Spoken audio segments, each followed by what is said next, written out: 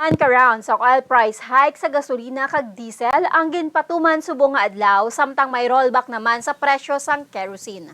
Sa separado nga advisories, ginpahayag sang Chevron Philippines Incorporated ukon Caltex, Pilipinas Shell Petroleum Corporation, kag Sea Oil Philippines Corporation nga magasaka ang presyo sang kada litro sang gasolina sa 90 centavos kag 1 peso and 5 centavos sa diesel samtang maganubod naman ang presyo sang kerosene sang 25 centavos. Magapatuman man ang clean fuel sang kaangay nga adjustment magluwas lamang sa kerosene. Ini ang nag-take effect alas 6 ang takna subong nga aga. Magluwas lamang sa Caltex nga nagpatuman sa adjustment alas 12:01 kainas ang kaagahon. Kag ang clean fuel ang magapatuman alas 4:01 karon sa hapon. Para sa exchange rates sa Bankers Association of the Philippines, ang US dollar ang may baylo nga 54 pesos and 95 centavos.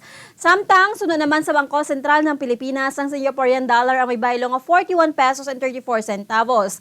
Hong Kong dollar ang may baylo nga 7 pesos and 4 centavos.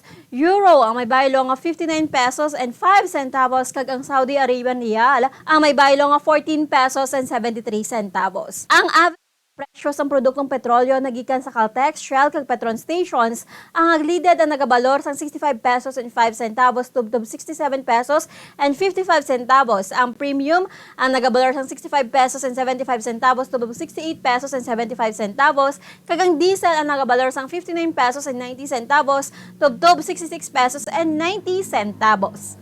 Para sa balita sa negosyo, ini si Bombo Glory Faith Alchario para sa number 1 and most trusted radio network in the country, Bombo Radio Philippines. Basta Radio, Bombo!